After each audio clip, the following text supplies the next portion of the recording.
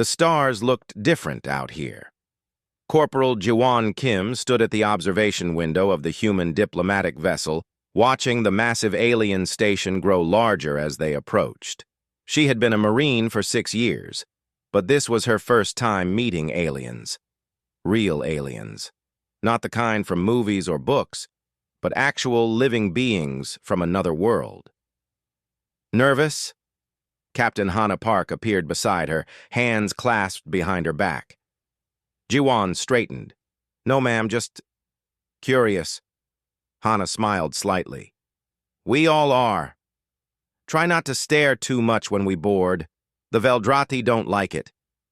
The station was enormous, easily 10 times the size of Earth's largest space habitat. It gleamed silver and blue under the light of a distant star. Strange organic curves covered its surface, nothing like the angular designs humans preferred.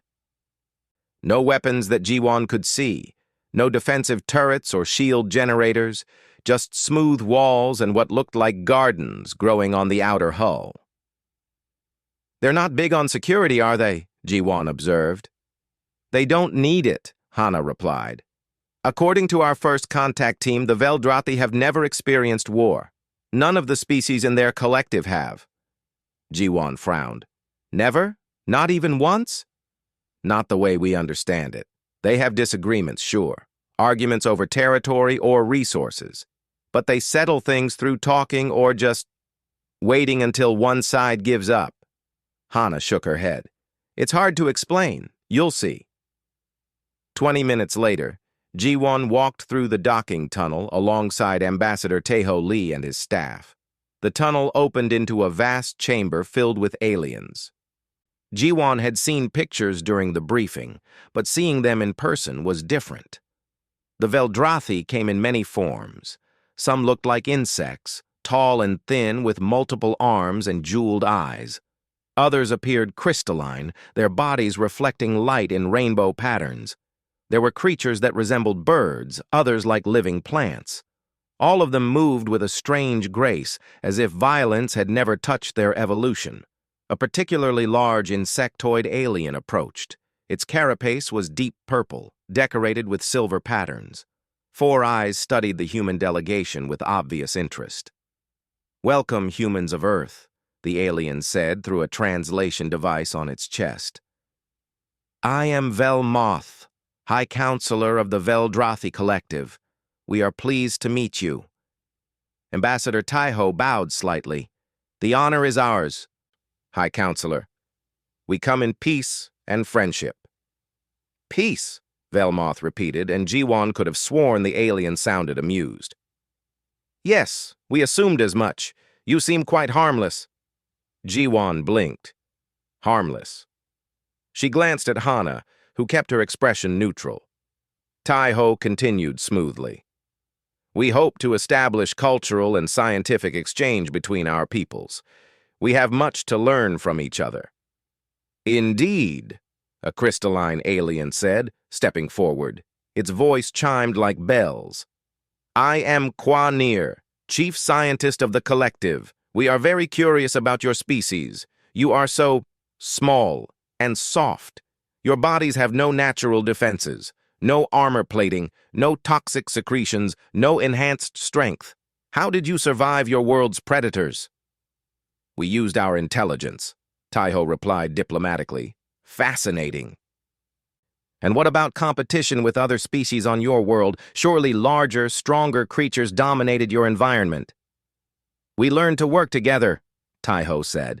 "Cooperation became our strength." The aliens seemed to find this delightful. They made sounds that the translator rendered as laughter. "How charming," Velmoth declared. "A species that survived through friendship rather than adaptation. Come, let us show you our station. We have prepared a cultural exchange space." The tour was educational but strange. Jiwon noticed things that bothered her professional instincts. The doors had no locks. The computer systems had no security protocols. Sensitive areas were marked with signs, but anyone could walk in. When she quietly mentioned this to Ensign Minho Choi, another Marine in the security detail, he nodded. I noticed that too, Minho whispered. They don't even have cameras, no surveillance at all. What if someone steals something? Ji-won asked. I asked one of them. They said, why would anyone steal? Like the concept was foreign to them. In the cultural exchange chamber, humans presented examples of their art and music. The Veldrathi watched with polite interest. Dr. Yuna Song, the xenobiologist, showed them recordings of Earth's animals and plants.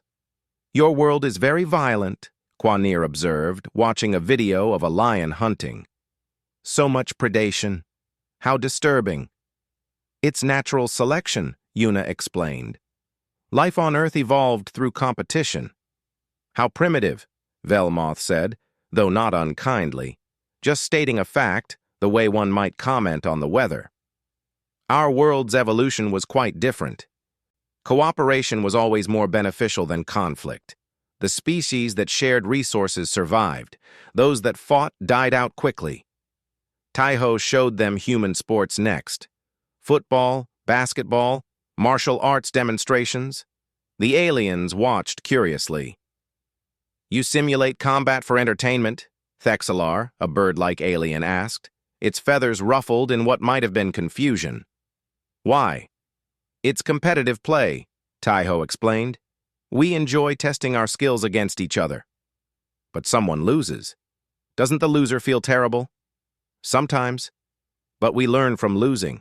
It helps us improve. The aliens conferred among themselves in their own languages, the translators producing only fragments. Ji-won caught words like aggressive and primitive and competitive instincts. When the presentations ended, Velmoth addressed the humans again. We appreciate your sharing. Your culture is very energetic. We look forward to learning more. However, I must ask, your species seems quite fragile. How do you plan to contribute to the collective? We value all members, but each brings unique strengths. Your technology is adequate but not exceptional. Your physical forms are weak. What is your advantage? The question hung in the air. Ji-won saw Taiho's jaw tighten slightly. We are adaptable, the ambassador said carefully. We solve problems creatively.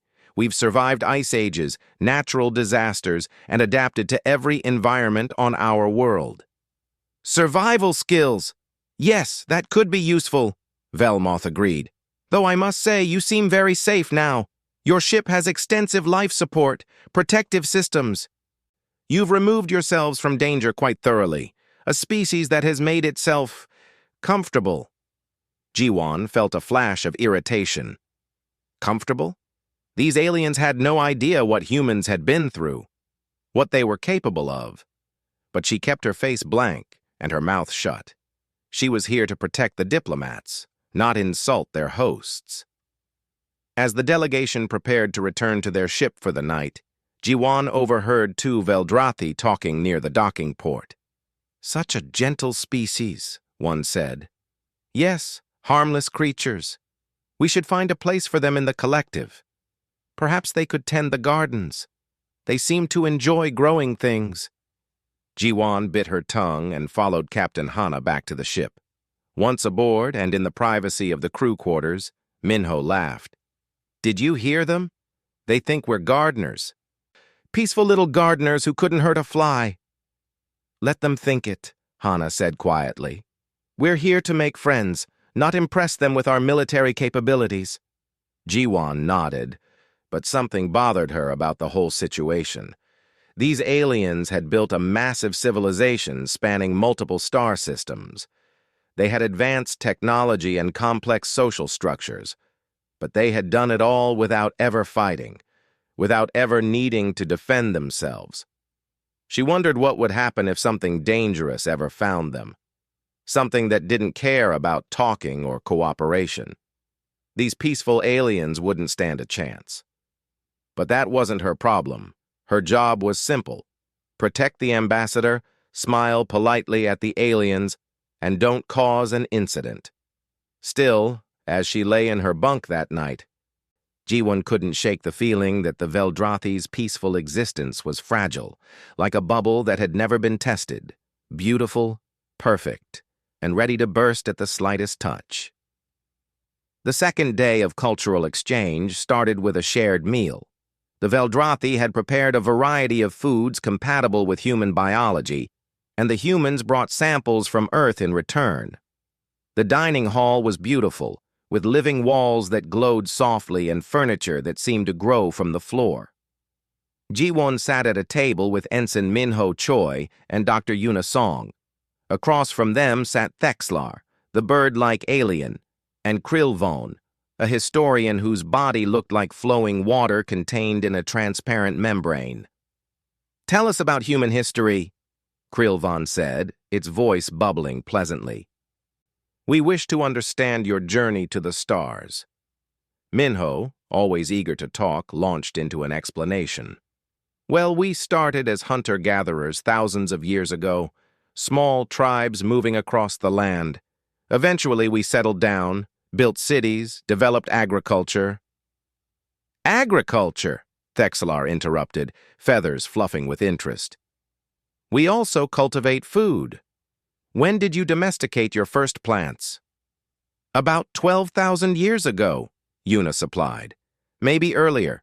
We're still finding new evidence." "And you lived peacefully after that?" Krilvon asked. "Farming communities cooperating and sharing resources?" Minho paused, glancing at Jiwon. "Well, not exactly. There were conflicts, disagreements over land, resources, that sort of thing." "Oh yes, we understand minor disputes," Krilvon said. "Every species has them." "How did you resolve these conflicts? Through councils? Compromise?" "Sometimes," Minho said carefully, "but other times, well, sometimes groups fought each other."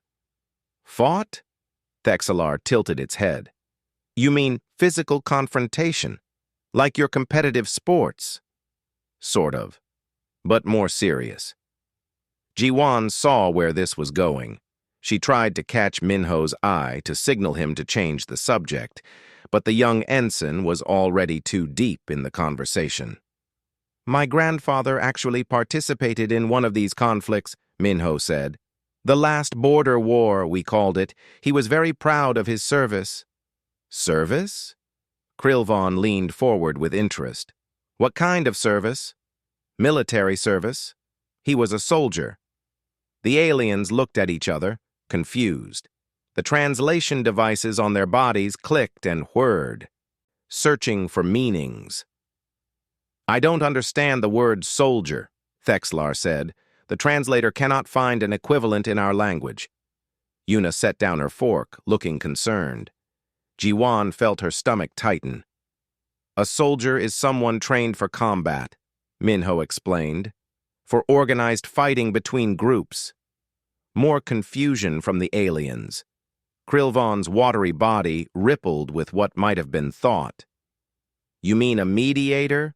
Someone who helps resolve disputes through physical displays?" "No, not displays. Actual combat. Fighting to win." "Win what?" Thexlar asked. "Territory, resources, political control." Minho was getting animated now, not noticing the aliens' growing discomfort. "The last border war was about disputed territory between two nations. My grandfather's unit fought for months to secure the northern region." Jiwon decided to intervene. "It's complicated. Human history has periods of conflict that are difficult to explain." But Thexlar was fixated now, its large eyes unblinking. "When you say fought for months, what do you mean exactly? How many individuals were involved in this combat?" "Oh, that was a small one," Minho said casually. "Maybe 10,000 on each side." The aliens went very still. 10,000, Krilvon repeated slowly. 10,000 individuals engaged in physical combat, with each other. "Yeah. Well, not all at once. It was spread out over different battles and positions." "Battles?" Thexlar's feathers had gone flat against its body. "Multiple instances of combat?" "Right." Yuna tried to soften it. "What Minho is describing is something called war. It's when large groups of humans organized into opposing forces." War. Krilvon tested the word. I have heard this term from your databases. I thought it was a metaphor, a linguistic expression for strong disagreement. It's more than disagreement, Jiwan said quietly. Other Veldrathi at nearby tables had stopped eating. The room was getting quiet as more aliens tuned into the conversation. Thexlar made a sound like wind through reeds. Explain war. Use simple terms. Jiwan took a breath. War is organized conflict between large groups, usually nations or states. It involves planned combat operations, strategic objectives, and dedicated forces trained specifically for fighting. How large are these groups? Krilvon asked. Depends on the war. The last border war was small, maybe 20,000 total combatants. Thexalar's feathers puffed out fully, a sign of extreme agitation. 20,000 humans fighting each other? Deliberately? This seems impossible. That's nothing, Minho said, and Jiwan wanted to kick him under the table. The big wars involved millions. Complete silence fell over the dining hall. Velmoth appeared from a side entrance, moving quickly toward their table. Quanir followed, its crystalline body refracting the light in sharp, anxious patterns. Did I understand correctly? Velmoth demanded. Your species engaged in conflicts involving millions of individuals? Jiwan stood, defaulting to military formality. Yes, High Counselor. Human history includes periods of large-scale warfare. Define large-scale, Quanir said, its chiming voice now sharp. Yuna answered, trying to be precise. The largest conflict in human history involved most of the major nations on Earth. We call it the Second World War. It lasted 6 years and involved over 100 million combatants. The aliens reacted as if they'd been physically struck. Velmoth's 4 eyes went wide. Thexlar made a keening sound. Krilvon's body rippled violently. 100 million, Velmoth said slowly. 100 million individuals trained and organized for combat, for 6 of your years. Yes. And the casualties? Quanir asked. Surely most survived? Jiwan looked at Yuna, who looked at Minho. None of them wanted to answer. Finally, Jiwan spoke. Approximately 70 to 85 million deaths. Military and civilian combined. The number hung in the air like a physical thing. More Veldrathi had gathered now, forming a crowd around the human table. Their reactions varied by species. Some went completely still, others made distressed sounds, a few backed away as if the humans might suddenly become violent. 85 million, Velmoth repeated.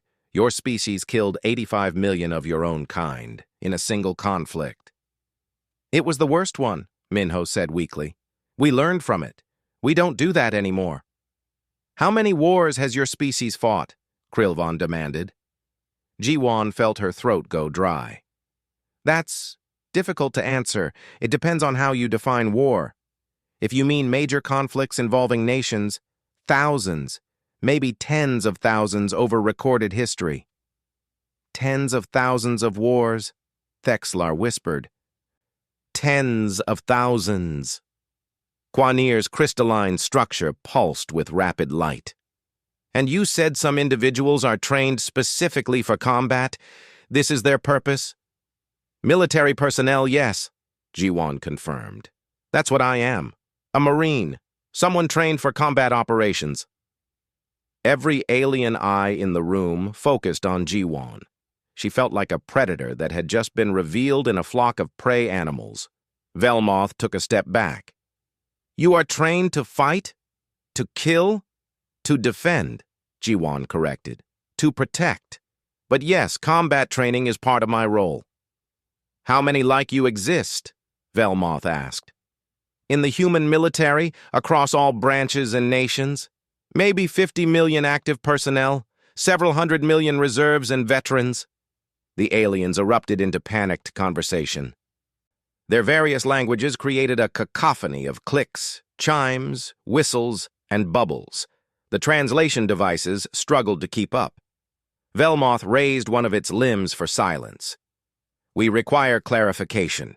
You are telling us that your entire species evolved while constantly fighting yourselves, that you have dedicated institutions for training killers, that your culture has experienced tens of thousands of these wars? Yes, Yuna said simply. But you need to understand the context. Context. Velmoth's voice rose. What context makes this acceptable? We thought you were a peaceful species. You came here speaking of friendship and cooperation. We are peaceful now, Yuna insisted. We've grown beyond constant warfare. We've built international laws, peacekeeping forces, diplomatic solutions. Built from what? Quanir interrupted. From millions of corpses, from thousands of wars. You are predators, killers. We invited killers into our collective. Ambassador Taiho arrived, having been summoned from another section of the station. His face was calm, but Jiwon could see the tension in his shoulders. High Counselor, please, let us explain properly. Human history is complex, but explain it to the Council. Velmoth cut him off. All of it. Every detail. Tomorrow you will present a full accounting of your species' violent history. The Council will decide if humans can be trusted. The High Counselor turned and left. The other aliens followed, casting fearful glances back at the human delegation. Jiwon, Minho, Yuna, and the others stood alone in the empty dining hall. Minho looked stricken. I'm sorry, he said. I didn't think. It's not your fault, Taiho said quietly. They would have found out eventually. We should have been more forthcoming from the start. What do we do now? Yuna asked. Taiho looked at the empty hall, at the beautiful, peaceful station built by species who had never known war. Now, he said, we try to make them understand. The council chamber was massive, designed to hold representatives from all 7 species of the Veldrathi collective. Curved walls rose high overhead, covered in living plants that glowed with soft bioluminescence. At the center stood a circular platform where the human delegation now waited. Jiwon stood at attention beside Captain Hana Park, both in formal dress uniforms. Ambassador Taiho stood at the front with Dr. Yuna Song and Lieutenant Somin Kang, a military historian who had been brought specifically for this presentation. The weight of hundreds of alien eyes pressed down on them. Velmoth sat at the High Council seat, flanked by representatives of each species. Quanir was there, along with Thexlar, Krilvan, and others Jiwon didn't recognize. All of them watched the humans with expressions ranging from fear to disgust to morbid curiosity. We have reviewed your databases, Velmoth began, its voice echoing in the chamber. What we found disturbs us greatly. We request full explanation. Leave nothing out. We must know what kind of species we have welcomed into our space. Taiho stepped forward. Thank you for this opportunity, High Counselor. We understand your concern. What you've learned about humanity must seem shocking. I ask only that you listen with open minds and let us provide context. Proceed, Velmoth said coldly. Taiho gestured to Lieutenant Somin Kang, who activated a holographic display. Images appeared in the air above the platform. Human beings evolved on a world very different from yours, Somin began. Her voice was steady, professional. Earth is a planet of intense competition. Resources are limited. Predators and prey locked in constant struggle. Natural disasters reshape the landscape. Survival required adaptation, intelligence, and yes, the ability to fight. Images showed Earth's animals, lions hunting zebras, bears catching salmon, sharks circling in dark water. Your evolution was different, Somin continued. Your worlds favored cooperation because resources were abundant and predation was rare. Our world favored those who could compete and survive, not just against other species, but against each other. The images changed to show early humans, small tribes with primitive tools. Our ancestors lived in groups for protection, but different groups competed for the same resources: hunting grounds, water sources, safe territories. This competition sometimes became violent. Thexalar spoke up, its feathers ruffled. But you developed intelligence. Couldn't you simply talk and share resources? We tried, Soman said. We still do. But in a world of scarcity, sharing often meant both groups would starve. Our early history was shaped by this harsh reality. The images advanced through time: ancient civilizations, armies with spears and shields, castles and fortifications. As human populations grew, so did conflicts. We organized into larger groups. Tribes became villages, villages became cities, cities became nations, and nations competed with each other. Krilvon's watery body pulsed. Competed through war. Yes, Soman admitted. War became a tool of competition, territory, resources, power, sometimes ideology or religion. Humans fought for many reasons. The hologram showed armies marching, ancient battles, medieval warfare. The images were sanitized, not showing gore, but the scale was clear. Thousands of humans arranged in formations, weapons ready. Quanir made a sound like breaking glass. You organized this. You planned it. You created systems specifically for mass violence. We did, Samin said. We developed military science, strategy and tactics, logistics and supply chains. We built academies to teach warfare. We wrote books analyzing how to win battles. She displayed texts: The Art of War, Clausewitz's On War, military manuals from dozens of cultures. You studied killing, Velmoth said, like other species study mathematics or art. We studied survival, Somin corrected gently. In a world where threats were constant, understanding combat meant staying alive. It meant protecting our families and communities. The presentation continued. Images of weapons development through the ages: swords, bows, gunpowder, cannons. The Industrial Revolution bringing mechanized warfare. You dedicated resources to creating better weapons, Quanir observed. Some of your brightest minds focused on developing more efficient ways to kill. Yes, Soman said quietly. That's true. Then came the hardest part. Images of the world wars. Trenches and tanks, naval battles, aerial bombardment, the mushroom cloud rising over Hiroshima. The council chamber went deathly silent. The 20th century brought our most devastating conflicts, Somin explained. Technology had advanced. Communications allowed coordination across continents. Industry could produce weapons at massive scale. The results were catastrophic. She showed statistics: casualty counts, displaced populations, cities reduced to rubble. 70 million dead in the Second World War alone, Velmoth said. We saw this number yesterday. We still cannot comprehend it. Neither can we, Taiho said, stepping forward. No human can truly comprehend that scale of loss. It's beyond individual understanding, but we felt it. Our entire species felt it. Soman brought up more images: the United Nations forming. Peace treaties, international laws. The world wars taught us something vital, she said, that we could destroy ourselves, that our capacity for warfare had grown beyond sustainability. So we changed. Changed how? Thexlar asked skeptically. You still have militaries. Your Corporal Kim stands before us in uniform. We still have the capacity for war, Somin agreed, but we built frameworks to prevent it. International cooperation, diplomatic channels, laws governing combat when it does occur. We created the Geneva Conventions to limit warfare's cruelty. We established peacekeeping forces to intervene in conflicts. We built alliances to make war between major powers unthinkable. Krilvon bubbled thoughtfully. You learned from your violence. We had to, Yuna spoke up.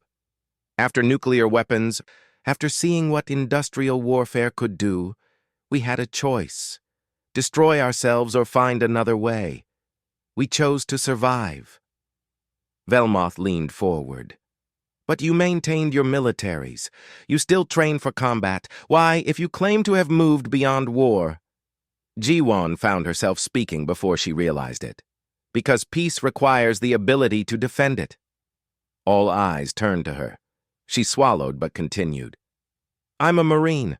My job is to fight if needed. But I've never fired a shot in anger. Neither has anyone in my unit. We train constantly. Stay ready. But we hope never to fight. That's the point. We're prepared for threats so that threats don't become reality. A deterrent, Quanir said. You maintain violent capability to prevent violence. Yes. And to protect those who can't protect themselves. Velmoth made a complicated gesture. This is difficult to understand. Our species have never needed protection. We have no predators, no threats. You're very lucky, Hana said quietly. Our galaxy wasn't so kind. Soman continued the presentation, showing humanity's last 2 centuries, the gradual reduction in global conflict, the formation of Earth's unified government, space exploration as a common goal. Human warfare hasn't disappeared, she said honestly. Small conflicts still occur, but major wars between great powers, we haven't had one in over 150 years. We learned, slowly, painfully, but we learned. She brought up humanity's cultural output, literature examining war's horrors, films showing its futility, monuments to the dead, museums preserving the memory of what was lost. We don't glorify war, Soman said. We remember it. We teach every generation what it costs. We make sure they understand why we chose peace. Thexla ruffled its feathers. Yet you came here with military personnel. Why bring soldiers if you claim to be peaceful? Because we know the galaxy isn't always safe, Taiho said. We hope for peace, but we prepare for reality. Lieutenant Soman, show them the defense analysis. Soman pulled up scans of Veldrathi space. Your territory is vast, beautiful, and completely undefended. No military installations, no patrol craft, no security protocols. Anyone could enter your space and you wouldn't know until they arrived. Why would we need such things? Velmoth asked. No one has ever threatened us. No one yet, Jiwon said. But the galaxy is large. You've been lucky to find only peaceful species. What if that changes? Quanir pulsed with agitated light. Are you threatening us? No, Taiho said quickly. We're trying to help you understand our perspective. Humans learned that danger can come from unexpected places. We learned to stay vigilant. It's not paranoia. It's wisdom bought with blood. The chamber fell quiet. The council members conferred among themselves in hushed tones. Finally, Velmoth spoke.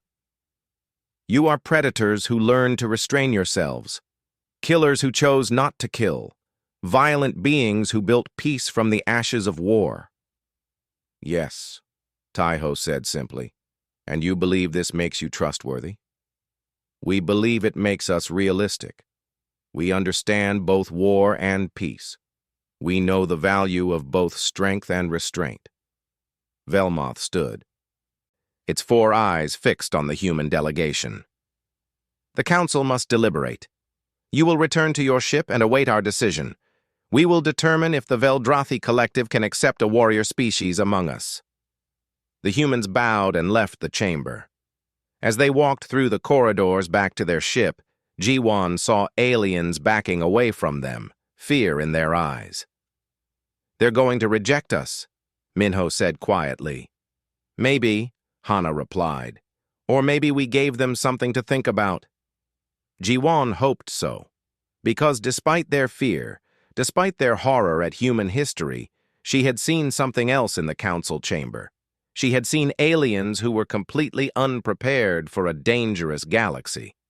And she wondered what would happen when that danger finally found them. 3 days passed with no word from the Veldrathi Council. The human ship remained docked at the station, but no aliens visited. No messages came. The delegation existed in uncomfortable limbo, waiting for judgment.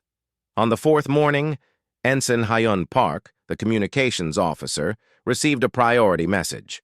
Ambassador, the Council requests your presence. All senior staff should attend. The walk back to the Council chamber felt longer this time. Ji-won noticed the corridors were emptier than before. The few aliens they passed moved away quickly, avoiding eye contact. "They're afraid of us," Yuna whispered. "Can you blame them?" Hana replied. The council chamber looked different. The walls had been reconfigured, creating a more intimate space. Instead of hundreds of observers, only the core council members were present. Velmoth sat in the center, looking tired. Even aliens could look tired, Ji-won realized. "Humans of Earth," Velmoth began without preamble, "the Council has debated for 3 days. Your revelations have shaken our understanding of what sentient life can be. We have never encountered a species like yours." Taiho bowed. "We understand this has been difficult." "Difficult," Velmoth repeated. "Yes, that is one word for it. We have reviewed your entire history. Every war, every weapon, every philosophy of violence you have created. And we are divided." Quanir spoke up, its crystalline body dim. "Some council members believe you are too dangerous, that a species capable of such violence cannot be trusted, regardless of your current peaceful status." "And the others?" Taiho asked carefully. Thexelar ruffled its feathers. "Others believe we need to understand you better before making a final decision. I am among them. Your presentation raised questions." "We'll answer anything you ask," Taiho said. "Then answer this," Velmoth said. "You claim you have moved beyond constant warfare. You say you value peace, but you still maintain vast militaries. You still train your young in combat. You, Corporal Kim, stand before us as proof that humans still create warriors. How can we reconcile these contradictions?" Ji-won felt everyone's eyes on her. She straightened, choosing her words carefully. "I joined the Marines because of my great-grandfather," she said. "He fought in one of Earth's last major wars. He saw terrible things, lost friends, came home changed. But he told me something before he died." The council waited. "He said that good people need to understand war so that bad people can't use it against them. He said peace doesn't maintain itself. Someone has to be willing to stand guard while others sleep peacefully." "But if everyone is peaceful," Krilvon bubbled, "why do you need guards?" "Because not everyone is peaceful," Hana said. "Not in our history, at least. There were always those who chose violence over cooperation. Dictators who wanted power. Extremists who believed their ideology justified any action. If peaceful people had no way to defend themselves, those violent few would have controlled everything." Yuna added, "We learned that having the capacity for violence and choosing not to use it is different from being incapable of violence. One is strength under control. The other is just weakness." Velmoth made a thoughtful sound. "You believe your military forces represent controlled strength?" "Yes," Taiho said, "and we believe that strength has allowed us to maintain peace. When everyone knows war is possible but too costly, they choose other solutions." Quanir pulsed with light. "This is the deterrent concept you mentioned, mutual understanding that violence would harm everyone." "Exactly. It's not perfect, but it's worked for us." Thexelar leaned forward. "But what about your culture? We examined your entertainment, your literature, your games. Violence appears constantly. Your children play at war. Your stories celebrate warriors. How can you claim to value peace when violence permeates your culture?" Yuna fielded this question. "We tell war stories because they're part of our history. We need to remember. But if you look closer, you'll see most of our modern stories aren't about glorifying war. They're about its cost, about the sacrifices people make, about choosing peace even when violence would be easier. She activated a small display showing examples, films about soldiers who hated war, books about the aftermath of conflict, games that showed war's horror rather than its glory. "We don't hide violence from our children," Yuna explained. "We teach them what it means, what it costs, so they'll understand why we work so hard to prevent it." Krilvan's watery body swirled thoughtfully. "You use your violent history as an education, a warning." "Yes, those who forget history are doomed to repeat it. That's an old human saying." The council members conferred quietly. Finally, Velmoth spoke again. "We have another concern. Your species fought primarily against yourselves, humans killing other humans. This seems particularly troubling. At least if you fought other species, it could be explained as competition for resources. But internal warfare suggests deep instability." Taiho sighed. "That's perhaps the hardest part to explain. Yes, we fought each other. Over land, resources, ideology, religion, pride, fear. Sometimes for reasons that seem absurd in hindsight. We were divided into nations, cultures, religions, political systems. Each group believed they were right." "And now?" Velmoth asked. "We're still divided in many ways. Humans aren't uniform.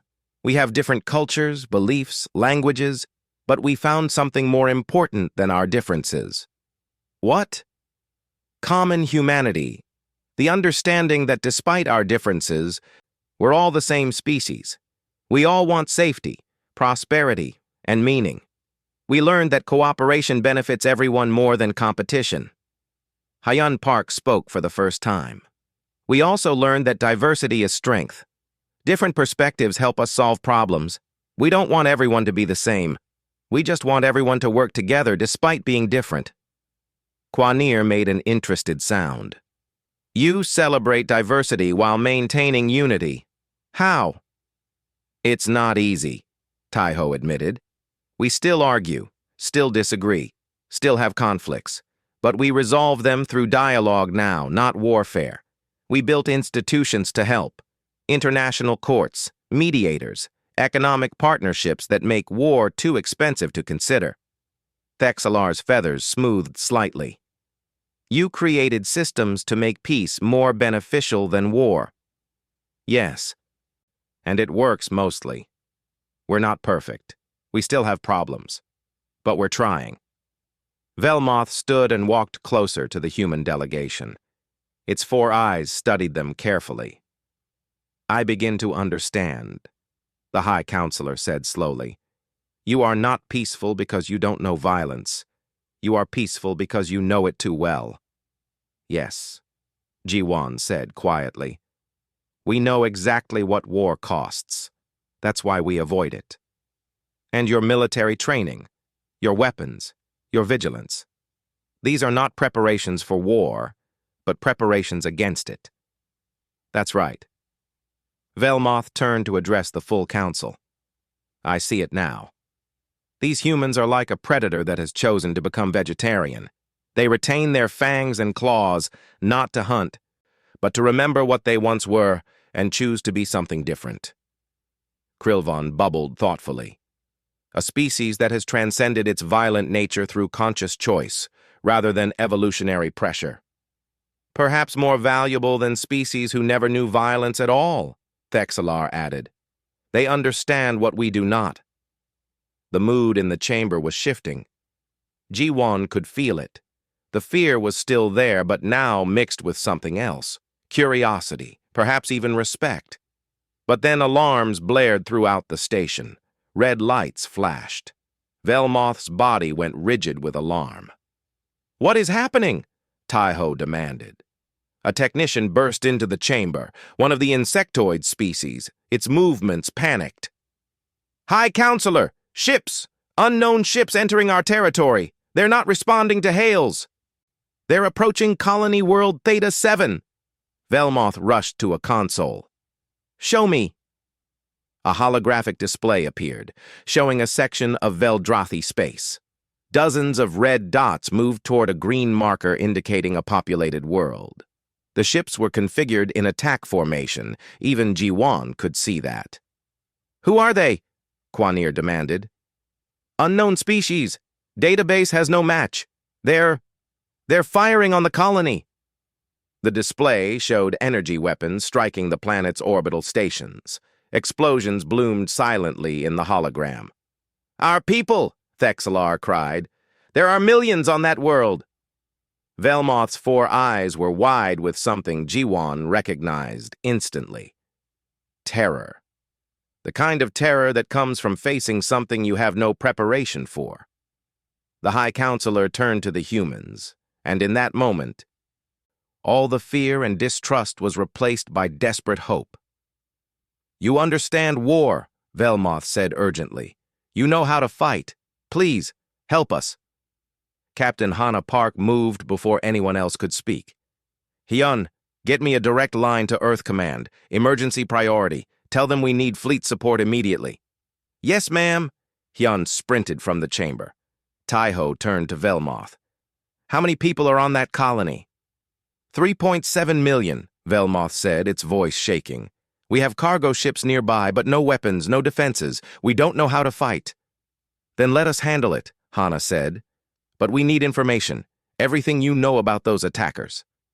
The council members rushed to provide data. The attacking ships were designated as Kresh, based on transmission fragments the Veldrathi computers had intercepted. A hive species, aggressive, expansionist. They had appeared at the edge of Veldrathi space 3 weeks ago and had been making probing attacks on isolated outposts. 3 weeks? Ji-won asked sharply. "They've been attacking you for 3 weeks and you didn't think to mention this." Kwanir's crystalline body flickered with shame. "We thought they were confused, lost. We tried to communicate, to offer help. We didn't understand they were testing our defenses." "You don't have defenses," Hana said bluntly. She studied the tactical display. "How long until they reach the colony surface?" 30 minutes at their current speed." "And how long until human reinforcements can arrive?" Hyun returned out of breath. "Admiral Junho Kwon is mobilizing the 3rd Fleet, but even at maximum FTL speed, they're 4 hours away." Hana's jaw tightened. 4 hours. The colony would be destroyed by then. "What about our ship?" Ji-won asked. "We have weapons." "One diplomatic vessel against a fleet?" Thexelar said. "Suicide." "Maybe," Hana agreed. "But we can buy time. Slow them down until reinforcements arrive." She looked at Velmoth. "High Counselor, I need you to evacuate as many civilians as possible. Use every ship you have. Get them away from population centers. Our cargo ships aren't designed for mass evacuation. Then redesign them. Fast. You have 25 minutes. Hana turned to Ji-won. "Corporal, get our security team armed and ready. If we need to board one of those ships, I want us prepared." Ji-won saluted and ran. The next 20 minutes were chaos. The human diplomatic ship, the Endeavor, undocked from the Veldrathi station and accelerated toward the colony. It wasn't a warship, but it had defensive weapons and shields designed for asteroid fields and space debris. More than the Veldrathi had, at least. On the bridge, Hana coordinated with the panicking Veldrathi authorities. "Get those cargo ships moving. I don't care if they're overloaded. Pack them full and get them out of the system." Ji-won stood in the armory with Minho and the 6 other Marines that comprised their security detail. They had combat armor, rifles, and grim determination. "This is insane," Minho said, checking his weapon. "We're 8 Marines in a diplomatic ship facing a fleet." "Then we better make every shot count," Ji-won replied. The Endeavor dropped out of FTL at the edge of the colony system. The tactical display showed the Kresh fleet clearly now, 27 ships, all heavily armed, advancing on the colony in a precise formation. "Broadcast on all frequencies," Hana ordered. "This is Captain Hana Park of the human vessel Endeavor. You are attacking a colony under diplomatic protection. Withdraw immediately or face consequences." The response came quickly, a harsh, clicking language that the translator struggled with. The message was simple. Inferior species, submit or die. Well, Hana said calmly, they're not big on negotiation. Weapons target their lead ships. Show them we're not helpless. The Endeavor's defense lasers lanced out, striking 2 Kresh vessels. The aliens' shields absorbed most of the damage, but they reacted with surprise, breaking formation slightly. They didn't expect resistance, Hyun observed. Good. Let's keep surprising them. Evasive pattern Delta. Make them work for every shot. The space battle was unlike anything Ji-won had seen even in simulations. The Endeavor was fast and maneuverable, but hopelessly outgunned. Hana used every trick she knew, keeping the larger Kresh ships off balance, forcing them to waste time and ammunition. Meanwhile, on the colony surface, Veldrathi cargo ships were landing everywhere. Civilians packed in by the thousands, far beyond safe capacity. The ships lifted off clumsily, fleeing toward the outer system. "We're saving them!" Velmoth's voice came over the comms from the station. "Your tactics are working. The Kresh are focused on your ship instead of the evacuation." "That's the idea," Hana said through gritted teeth as another impact rocked the Endeavor. "But we can't hold out much longer." Then Hyun shouted, "Captain, new contacts, multiple FTL signatures." The tactical display exploded with new markers. The Third Fleet had arrived early, Admiral Junho Kwan pushing his ships beyond safe limits to reach the battle. 20 human warships dropped into real space in perfect formation. Carriers, destroyers, frigates, real military vessels designed for one purpose: combat. Admiral Kwan's voice boomed over the comms. "Kresh vessels, you have attacked allies of humanity. Stand down or be destroyed." The Kresh response was to fire on the nearest human ship. They didn't fire a second time. What happened next would become legend among the Veldrathi. The human fleet moved with practiced precision, centuries of military doctrine translated into flawless execution. Every ship knew its role, every weapon fired with calculated efficiency. The Kresh had never faced coordinated military resistance before. They were used to overwhelming primitive species through sheer aggression. But humans had spent thousands of years learning how to fight. They had refined warfare into a science. The battle lasted 7 minutes. When it was over, the Kresh fleet was destroyed or fleeing. Not one human ship was lost. The colony was safe. In the aftermath, Admiral Junho Kwan came aboard the Veldrathi station personally. He was an older man, gray-haired, with the calm confidence of someone who had commanded fleets for decades. Colonel Narration accompanied him, a tactical specialist who had coordinated the fleet's devastating attack. The council assembled again, but this time there was no fear in their eyes, just awe and gratitude. "You saved us," Velmoth said simply. "Your people saved millions of lives." "That's what we do," Junho said. "We protect those who can't protect themselves." Nari spread out tactical displays showing the battle analysis. "The Kresh will be back. This was a probing attack. When they realize you have human protection, they'll either leave you alone or come in much greater force." "Then what do we do?" Kwanir asked. "You learn to defend yourselves," Nari said. She brought up schematics for defensive systems, patrol protocols, early warning networks. "We can teach you, not to make you warriors like us, but to give you the tools to protect your peace." Thexalar ruffled its feathers thoughtfully. "You would share your military knowledge after we feared and judged you?" "Of course," Taiho said. "That's what allies do." Over the following weeks, humanity and the Veldrathi Collective negotiated a formal alliance. Human military advisors set up defensive academies in Veldrathi space. They taught basic tactics, strategy, and security protocols. Not to create warriors, but to create protectors. Ji-won found herself assigned as an instructor.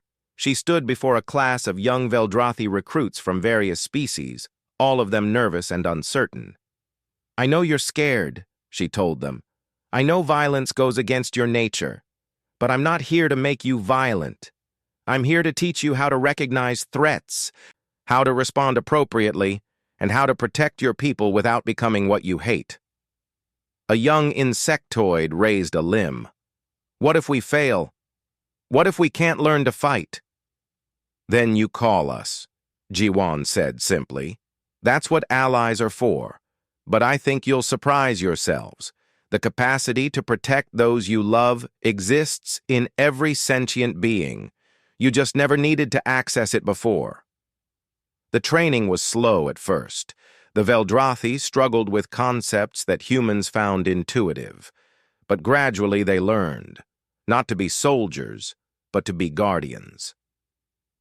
Months later, Jiwan stood with Velmoth on an observation deck, watching Veldrathi security forces conduct their first patrol of the outer system. We were so naive, Velmoth said quietly. We thought the galaxy was like us, peaceful, cooperative. We didn't understand that peace is something you must sometimes fight to preserve. You're learning fast, Jiwan said, because we have good teachers. Velmoth turned to her. When we first met, I called you harmless. I thought humans were weak because you were small and soft. I didn't understand that you are harmless only when you choose to be, that your restraint is not weakness, but strength. We learned that lesson over thousands of years and millions of deaths, Jiwan said.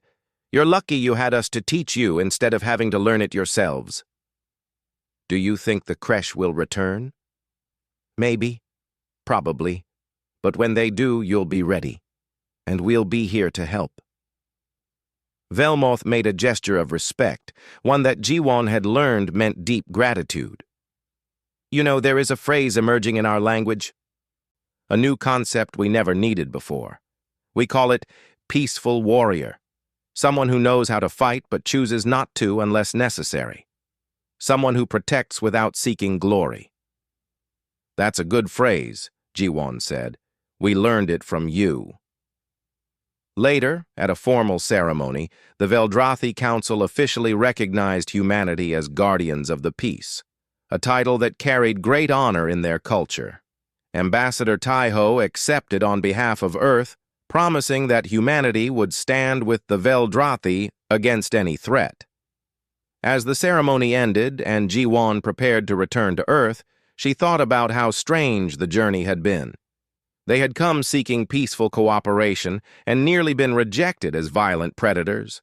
But in the end, it was humanity's understanding of violence that made them valuable allies.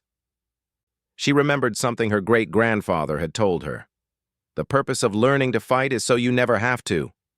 The Veldrathi were learning that now, and the galaxy would be safer for it. Back on Earth, Jiwan sat in her small apartment, watching news coverage of the Alliance. Commentators discussed the implications, the cultural exchange, the new era of cooperation between humanity and the collective. Her communicator chimed, a message from Velmoth. First Veldrathi security class graduated today. They asked me to thank you for your teaching. They understand now that protecting peace requires strength. We are grateful for your patience with us. Jiwan smiled and typed back. Tell them I'm proud of them, and tell them to stay vigilant. The galaxy is big and not always friendly, but now they're ready for it. She looked out at the stars, at the vast universe full of unknown threats and potential friends. Somewhere out there, the Veldrathi were standing their first real guard duty, protecting their peaceful civilization with knowledge gained from humanity's violent history. It was strange how things worked out. The aliens had believed humans were harmless. In a way, they were right. Humans could be harmless. They chose to be harmless most of the time, but that choice was backed by the knowledge of what they could do if harmlessness wasn't enough. And that, Jiwan thought, was the real strength. Not the ability to fight, but the wisdom to know when fighting was necessary and the restraint to avoid it when it wasn't. The peaceful warrior. Humanity had spent thousands of years becoming exactly that. and now they were teaching others to walk the same path.